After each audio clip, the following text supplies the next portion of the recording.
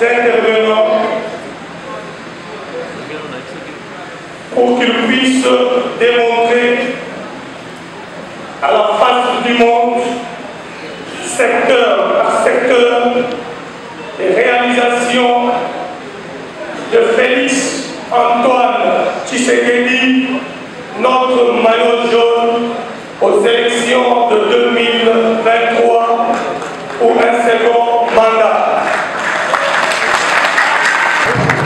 Nous l'avons déjà prédit, mais ce pas une projection d'activité, un but qui permettra aux Tshisekedistes mondiaux de conserver le pouvoir le plus longtemps possible.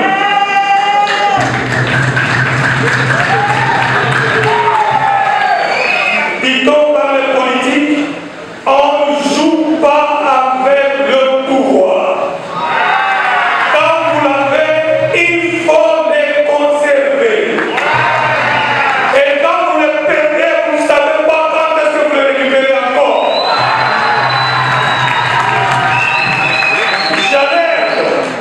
J'alerte, et je dis bien j'alerte, ces petits séquelistes qui sont en train de jouer avec le pouvoir. Kabila et Chadari ont joué avec le pouvoir, et le pouvoir est parti, ils ne l'auront plus jamais.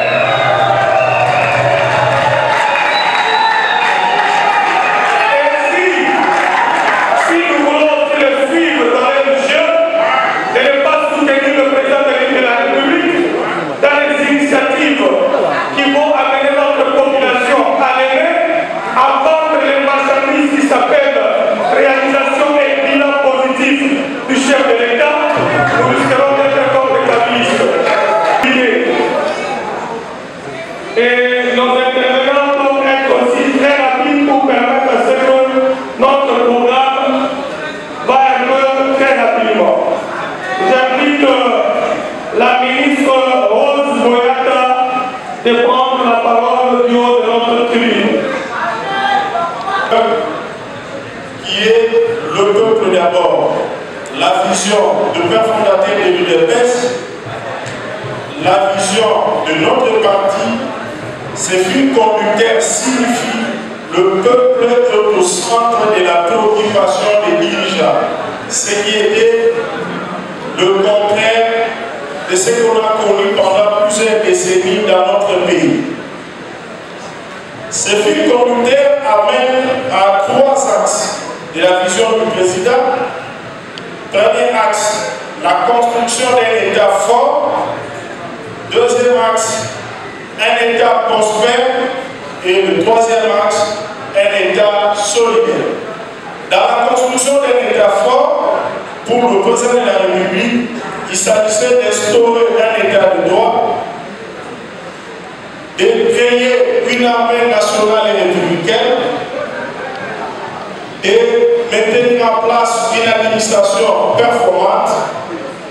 Bref, un État qui devait se faire respecter même de nos frontières. Devait faire du Congo un pays prospère en contrôlant les ressources naturelles, en améliorant la gouvernance sur le plan de gestion et enfin participer à l'amélioration de production de vie dans l'ensemble de tous les citoyens. Du côté de l'État solidaire, la pauvreté devait être déclarée une cause nationale à combattre. Le gouvernement devait partager le sort de la population en son passé ici. On écrit point par point les efforts faits par le chef de l'État et nous tous nous avons assisté les samedis passés pendant les discours de l'État de la nation. Vous allez constater que le président de la République a posé des actes sur chaque axe de sa vision dans le sens d'amener le Congo vers le sommet. Le président l'a fait, maintenant il nous reste la suite de sa vision. Il est en train de matérialiser sa vision. Certes, ce n'est pas encore terminé, il reste encore beaucoup à faire, mais il nous appartient, comme le coordonnateur Togo l'a dit, on ne blague pas avec le pouvoir.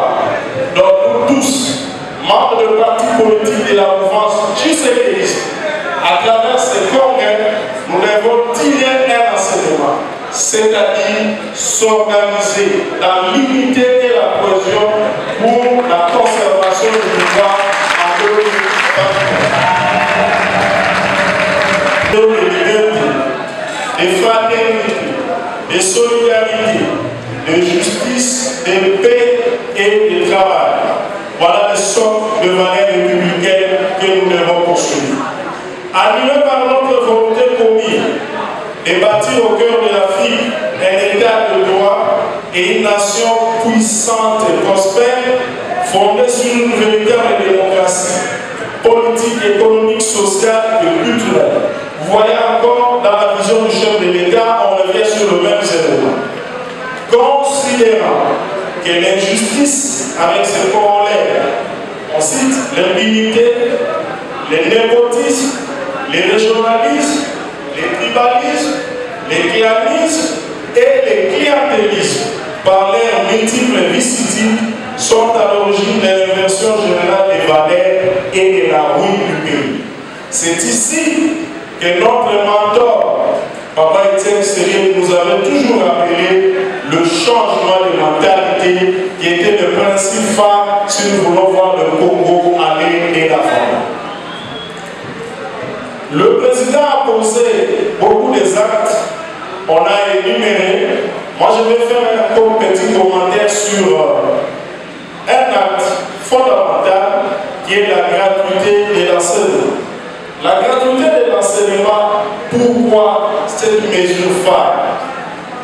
Il y a un penseur chinois qui a dit il y a 2 siècles, si vous voulez détruire un pays, n'organisez pas une guerre, vous allez trouver une résistance armée, peut-être vous allez perdre, mais détruisez l'éducation, encouragez la corruption, révélez 20 ans après, vous allez trouver dans ces pays, il n'y a pas de dirigeants. C'est ce que ce pays a commis depuis 2 jours.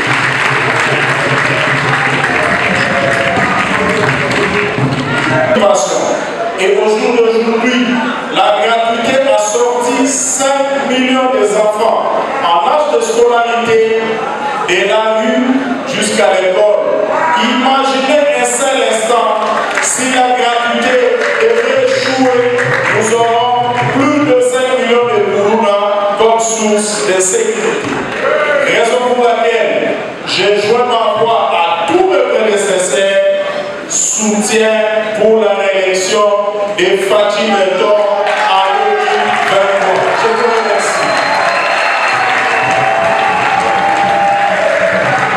Monsieur le Président national de l'UNDP, je vais commencer par Monsieur le Vice-président de l'Assemblée nationale, Mesdames et Messieurs les congressistes distingués de la souveraineté. Pourquoi cette proposition? Nous avons constaté que depuis 1994, notre pays a été envahi par des armées, des militaires venus du Rwanda, du Burundi, de l'Ouganda. Pour combattre ces armées-là, on a fait venir des armées d'autres pays, des membres de la Sahel, de l'Angola, l'Afrique du Sud, du Zimbabwe, du Mozambique. Toutes ces armées sont venues sur notre sol et ont été rejointes sur le terrain par les armées venues dans le cadre de la MONUC et de la MONUSCO. C'est-à-dire qu'on a mis tous les militaires venus de tous les pays du monde sur notre sol depuis 1994. Et qu'est-ce qu'ils ont fait? Ils ont soit violé nos femmes, soit marié officiellement nos femmes, soit cohabité avec eux, créant au passage près de 5 millions d'enfants qui ont un père congolais ou une mère congolaise et l'autre parent est venu d'un pays étranger. Quand j'ai regardé la constitution de la RDC, elle dit quoi? Elle dit, en son article 52, que pour être candidat à la présidence de la République, il faut être congolais d'origine. Le mot congolais d'origine, pendant le régime de Mobutu Sese Seko, avait une signification. Pourquoi? Parce qu'on disait dans la constitution à l'époque que pour être candidat au poste de président du mouvement populaire de la Révolution et président de la République du Zaïre, il fallait être Congolais d'origine, virgule, né de père et de mère zairois d'origine. Alors, quand ils sont allés en Afrique du Sud, tous ces belligérants, ils sont allés en Afrique du Sud, à Saint-Cyr, ils ont élaboré une constitution, celle que nous avons aujourd'hui. Il y a des esprits malins qui ont vu qu'il fallait supprimer le mot né de père et de mère congolais d'origine. Par conséquent, pour être candidat à la présidence de la République, il faut simplement être congolais d'origine. Or, congolais d'origine maintenant n'a plus la même signification que pendant le régime de Mobutu Sese Seko. C'est pour ça que nous avons fait la proposition que tous les Congolais restent Congolais. Ce sont nos frères et sœurs. Nous devons les accepter. Qu'ils soient Congolais naturalisés, Congolais ayant un seul parent congolais, ou Congolais de père et de mère, ou même des Congolais, on a juste trouvé des enfants dans la rue là. Par exemple, les Japonais, il y a des yeux à côté, mais on ne connaît pas qui est son père. Il est supposé être Congolais comme tout le monde. Nous devons les accepter tous comme nos compatriotes. On ne doit pas faire des discriminations à l'égard de ces compatriotes. Cependant, pendant que tous les Congolais peuvent tout faire, ils peuvent être médecins, ils peuvent être professeurs, ils peuvent être hommes d'affaires, ils peuvent être présidents de clubs de football, ils peuvent tout faire, à l'exception simplement de certaines fonctions.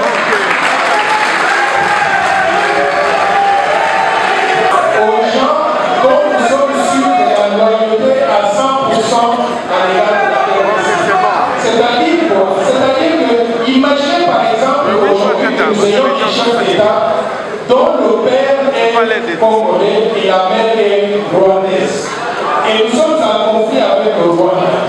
Est-ce que ce chef de l'État-là peut actionner le bouton de la guerre pour combattre le Rwanda?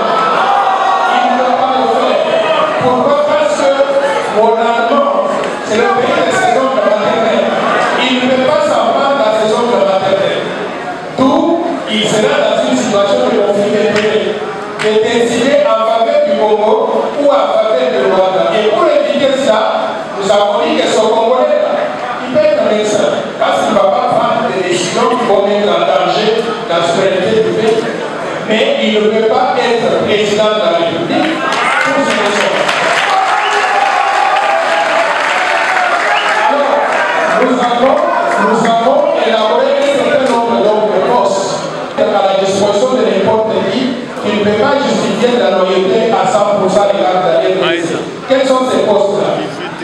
Président de la République, président du Sénat, président de l'Assemblée nationale, premier ministre et les ministres régaliens, c'est-à-dire finances, justice, défense, affaires intérieures et affaires étrangères. Les hauts magistrats de la République, des gens comme le président de la Cour constitutionnelle, le président de la Cour de cassation, les hauts magistrats de la République, les 26 gouverneurs des provinces, l'administrateur de l'Agence nationale de l'enseignement, le directeur de la DGM, le militaire, le haut commandement du commissariat général de la police et aussi les services de renseignement. Tous ces postes-là, au total environ 100 postes, doivent revenir exclusivement aux Congolais.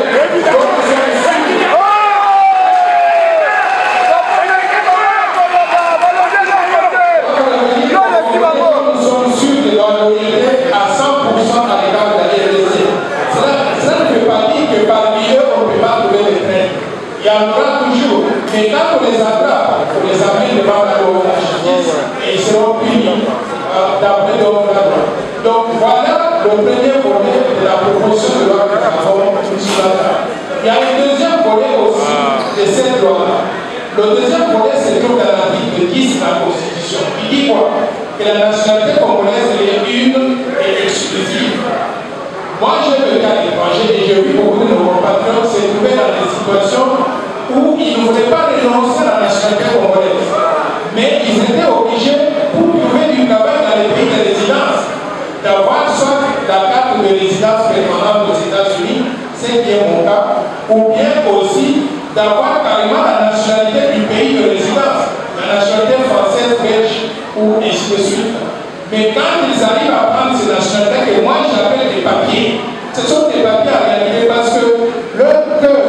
continue à être fondamentalement congolais. Je considère qu'on ne devrait pas leur arracher la nationalité congolaise. Ce que nous devons faire, c'est reconnaître à tout le monde le droit d'être né congolais, de vivre congolais, de mourir congolais, sans perdre la nationalité congolaise. Mais sauf si quelqu'un lui-même vient ici à la justice et il traduit l'État congolais à la justice en disant je voulais renoncer à la nationalité congolaise, à ce moment-là, on va accorder ça. Mais tant que vous n'avez pas fait ça et que vous avez juste pris des papiers pour être résident en France, nous considérons que c'est injuste qu'on vous allez prendre la nationalité congolaise. D'où nous proposons que le principe de l'exclusivité de la nationalité congolaise soit remplacé par ce que nous appelons l'irrévocabilité de la nationalité congolaise. C'est-à-dire, on est né congolais, on vit congolais, on mourra congolais et on sera appelé congolais. Finalement, vous vous posez la question, où est-ce qu'on se situe avec cette proposition de loi? Pourquoi cette loi n'a pas été débattue à l'Assemblée nationale et aussi approuvée jusqu'à ce stade? J'ai compris que lorsque, pour adopter les deux propositions qu'on a faites dans l'exclusivité de la nationalité congolaise, mais également sur le principe de père et de mère, il faut qu'on modifie deux articles de la Constitution. L'article 10 qui dit que la nationalité est exclusive pour qu'on dise que la nationalité est irrévocable. Deuxième volet, il faut qu'on aille à l'article 72 de la Constitution pour dire que pour être candidat à la présidence de la République ou même aux fonctions de souveraineté, il faut être congolais d'origine, virgule, né de père et de mère congolais d'origine. Ces deux modifications des articles de la Constitution ne peuvent pas avoir lieu pendant que le pays se trouve à l'état de siège. C'est ça qui bloque le traitement de la loi au niveau de l'Assemblée nationale jusqu'à ce jour. Donc, à ce stade ici, je voudrais sincèrement demander au vice-président de l'Assemblée nationale, au nom du peuple congolais, que notre pays est menacé. Nous sommes menacés de perdre la souveraineté nationale. Or, si nous perdons la souveraineté nationale, le Congo cesse d'exister en tant que pays. D'où, je demande, j'implore l'Assemblée nationale à pouvoir aligner cette loi pour débat au niveau de l'Assemblée nationale, quitte à mettre fin à l'état de siège. Et si on ne peut pas mettre fin définitivement à l'état de siège, si on ne peut pas mettre fin à l'état de siège définitivement, on n'a qu'à suspendre ça pendant un mois. Le temps de pouvoir débattre de cette loi et l'adopter, et s'il y a plus justification pour l'état de siège, on peut revenir en arrière en ce moment. Mesdames et messieurs, voilà la proposition que je fais. Et bien que endossé par Cola, et une activité exceptionnelle, je vous prie de pouvoir applaudir pour Sylvie Mourou.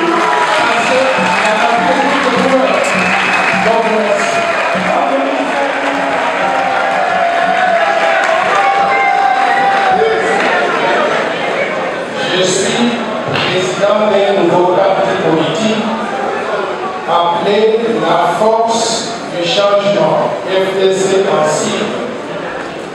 Pourquoi est-ce que je suis ici pendant que je suis président d'un parti politique? Il ne fait même pas partie de la plateforme RDT. Je suis ici à l'invitation du maître et docteur Sylvain Moudongo, président national du RDT, avec qui nous partageons les mêmes valeurs, non seulement dans la vie de tous les jours, mais aussi sur le plan politique. Il m'a demandé de venir m'adresser à vous pour parler d'une proposition de loi qui a fait parler d'elle. C'est la loi, la proposition de loi qu'on appelle la loi Tchani, le verrouillage d'accès aux fonctions de souveraineté nationale et d'exclusivité de la souveraineté congolaise d'origine. Je vais vous en parler tout à l'heure, mais avant d'en parler, je voudrais un tout petit peu vous parler de mon parti politique, qui est la Force du Changement. Comme je disais, c'est un nouveau parti politique qui vient d'être agréé par le ministère de l'Intérieur et qui prône un certain nombre de valeurs. la bonne gouvernance, la lutte acharnée contre les antivaleurs de la corruption, le détournement des fonds publics, l'amélioration des ressources naturelles. Nous prenons comme valeur le développement économique et social accéléré de la République démocratique du Congo. Nous croyons dans des investissements massifs dans les ressources humaines congolaises, c'est-à-dire l'éducation, la santé et la qualité. Mais nous pensons aussi qu'il faut qu'on construise des infrastructures de base pour créer les bases d'un développement économique et social accéléré. Ces valeurs que nous prenons, et nous partageons d'ailleurs avec le RDT, sont basées sur un certain nombre de constats ou d'évaluations que nous avons fait du fonctionnement de notre pays depuis 1960. Qu'est-ce que nous avons constaté? Depuis 1960 jusqu'aujourd'hui, on nous chante tous les jours que le Congo est un pays très riche en ressources naturelles. Mais qu'est-ce que nous constatons sur le terrain? Que la population est la plus pauvre de la planète. Qu'est-ce que nous constatons aussi? Pendant que nous avons tout à faire sur le plan de développement économique et social, nous trouvons que 90% de la population congolaise se trouve au chômage. Ça veut dire qu'on ne paye pas suffisamment d'emplois pour absorber les chômeurs. Est-ce que nous constatons que les infrastructures de base existent sur papier? On ne peut pas aller d'une province à une autre sur l'ensemble du territoire national par manque de routes, de chemins de fer et d'aéroports de qualité. Est-ce que nous constatons? Nous constatons que nous importons pratiquement de tout en ce qui concerne la nourriture que nous devons consommer, alors que nous avons des espaces de terres cultivables illimités que nous n'arrivons pas à exploiter au profit de tous. Nous constatons que nous avons tout plein de ressources naturelles, le diamant, le cobalt, l'or, le cuivre. Nous avons 1100 minéraux métaux précieux différents qui valent environ 38 000 milliards de dollars. Et malheureusement, nous n'arrivons pas à transformer ces ressources-là en produits finis, produits semi-finis à l'intérieur du Congo pour créer des emplois pour nos concitoyens.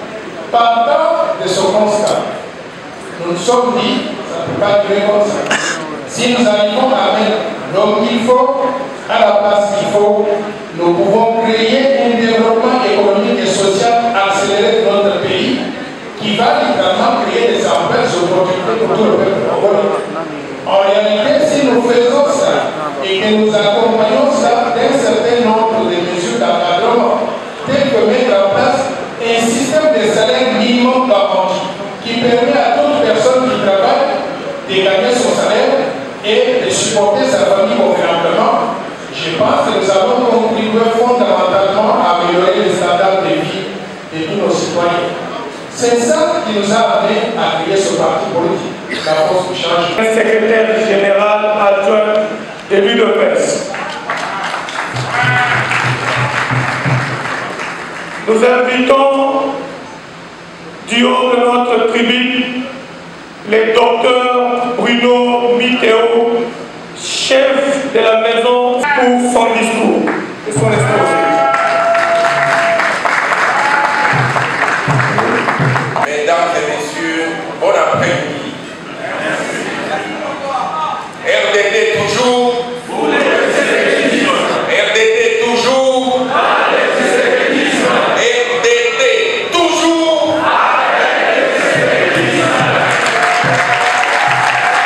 Votre congrès. Nous avons un petit plan de l'exposé. Il y a d'abord une petite introduction. Le deuxième point, bien connaître notre. Ensuite, quelles sont véritablement les raisons du choix de Félix Antoine Tshisekedi Tshilombo pour un deuxième mandat de président de la République. Et enfin, nous allons tirer une conclusion. Je voudrais d'abord, en réalité, vous qui viennent de l'intérieur, qui viennent de tous les 4 coins du pays, qui ont pu prendre qui du vélo, qui de la moto, qui de la pirogue, et de l'avion.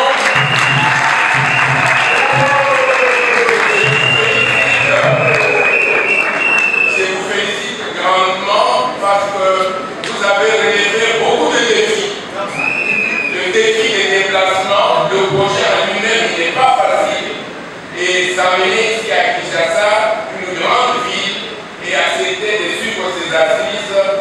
fois de plus, félicitations.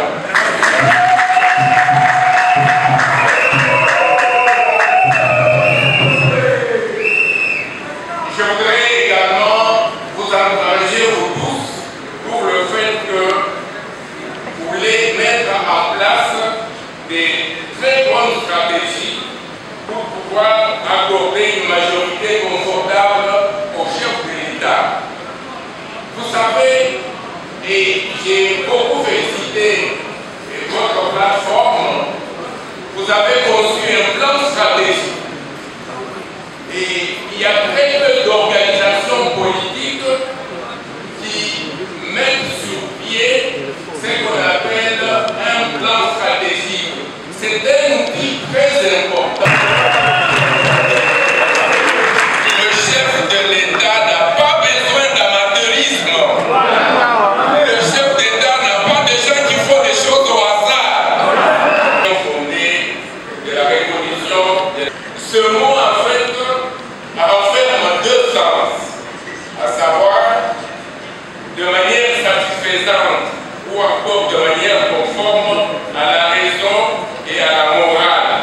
Morale, la décision par laquelle on donne la préférence à quelque chose ou encore à un pouvoir. Et vous êtes libre de pouvoir aussi, entre lesquels on peut choisir. De fait, vous êtes en train de vous interroger ici et vous dites, nous voulons faire. Et vous vous mettez ici ensemble pour conforter ce choix parce que vous l'avez fait. Quel est en fait l'objectif de ma présentation? C'est comprendre pourquoi nous allons réunir avec une majorité confortable notre chef de l'État pour un deuxième mandat. Mais qu'est-ce qu'il faut faire? Il faut bien le connaître. Eh bien, notre président de la République, de Tshisekedi et de Maman Martha Kassam. Et donc il est fils de père et de mère. Il est commandé de père et de mère. On connaît très bien ses cousins, on sait d'où il vient. Donc sur le plan de la généalogie, tout est bien connu et il est bien identifié. On sait très bien qu'il est fils du pays, effectivement. On sait très bien à qui il est marié, à la première dame, Maman Denise Gaguerou. Ensuite, il a une adresse physique. On sait où il habite, on sait où il a habité. On sait également les écoles et l'université qu'il a pu fréquenter. On connaît également les gens avec qui il a pu se promener. Eh bien, tout est connu chez lui. Il a gardé une certaine transparence dans son identité. Son identité n'est pas du tout discutable.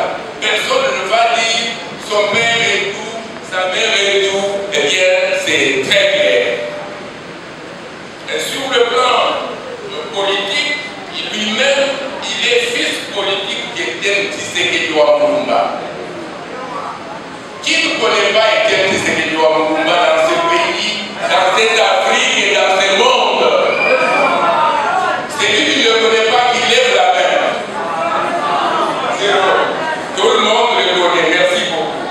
Tshisekedi Tshilombo, il est politiquement né, il a grandi et il a mûri dans le tshisekédisme.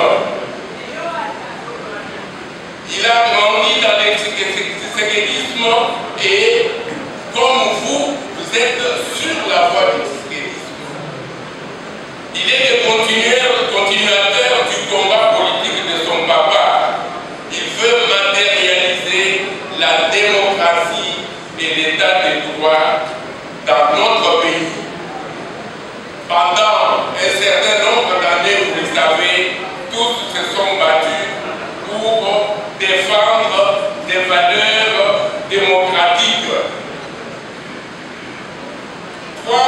Ce sont des raisons du choix de Félix Antoine Tshisekedi Tshilombo. D'abord, sur le plan national, rappelez-vous qu'il a effectué, dès qu'il a pris le pouvoir, pouvoir, il a décidé de libérer les prisonniers.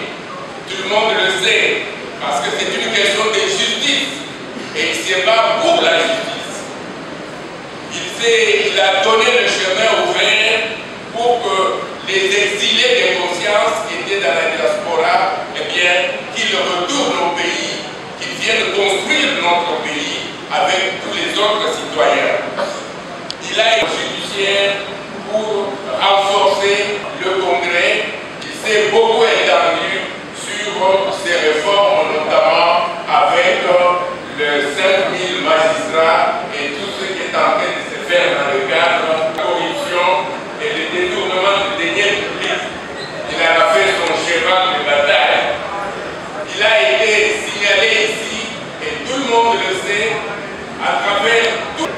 Rappelez-vous, dans les pouvoirs passés, il existait des territoires, des zones, des provinces qui ne pouvaient pas du tout bénéficier des projets de développement. Il y avait un quota qui était élaboré en fait pour certaines provinces, mais lui il a décidé que le développement s'efface dans tous les 145 territoires ruraux. Et c'est une décision assez importante.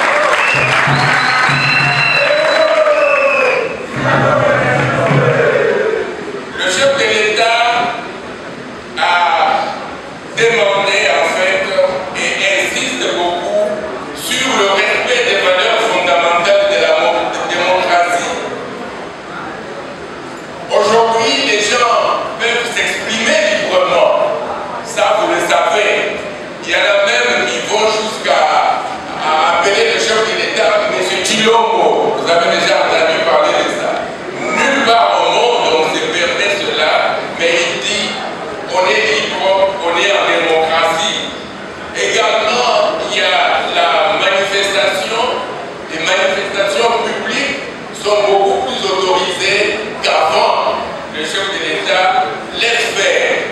Les gens peuvent s'exprimer, les gens peuvent écrire librement. Ça, ce sont des valeurs fondamentales qui sont l'expression de la démocratie.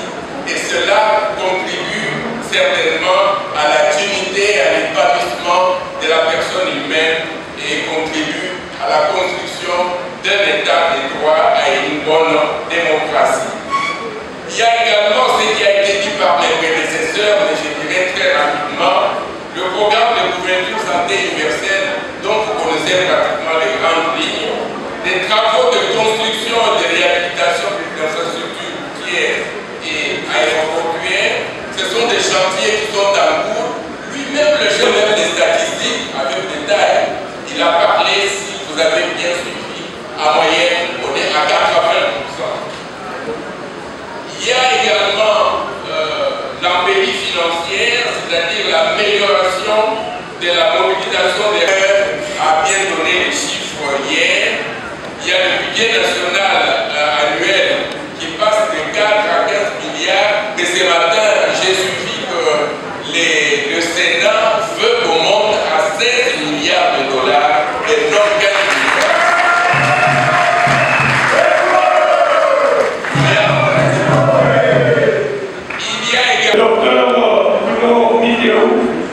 Chef de maison civile pour cet exposé magistral qui le montre à suffisance, secteur par secteur, les réalisations du président de la République, ainsi que ses remerciements et ses encouragements vis-à-vis du RDT par rapport à notre plan stratégique que nous sommes en train de mettre en exécution.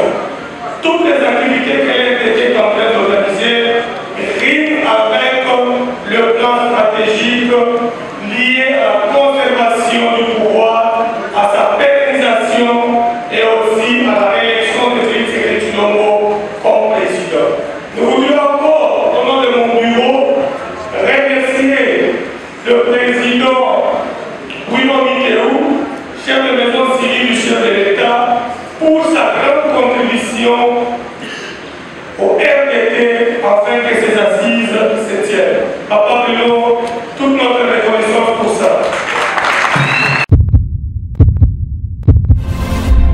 Dans sa nouvelle édition, Eshima Magazine revient sur le bilan et le parcours de Georgine Selemani Toulia, l'ex-directrice générale intérimaire et actuelle directrice générale adjointe du Fonds national d'entretien routier FONER en cible. À la une, Georgine Selemani, ce visage qui a changé le FONER. Le magazine rapporte que les 2 ans passés à la tête du FONER comme directrice générale intérimaire ont été révélateurs de la touche de gestion de Madame Georgine Selemani. Ces 2 années ont marqué cet établissement public d'une empreinte indélébile. Après avoir mis en place sa stratégie de travail, son comité a réalisé plus de 113 millions de dollars mobilisés en 2020. Un montant réalisé uniquement par FONER sans ressources exceptionnelles. Ces chiffres ont augmenté à près de 200 millions de dollars en 2022, soit un taux d'accroissement de 48%. Sous son leadership, plusieurs travaux d'entretien routier ont été financés, notamment dans le Grand Équateur, au Kasaï et dans le Nord Kivu. Elle a réussi à financer le programme d'entretien routier PR 2021 de l'OVDA avec un taux d'accroissement de plus de 280% comparativement à 2020.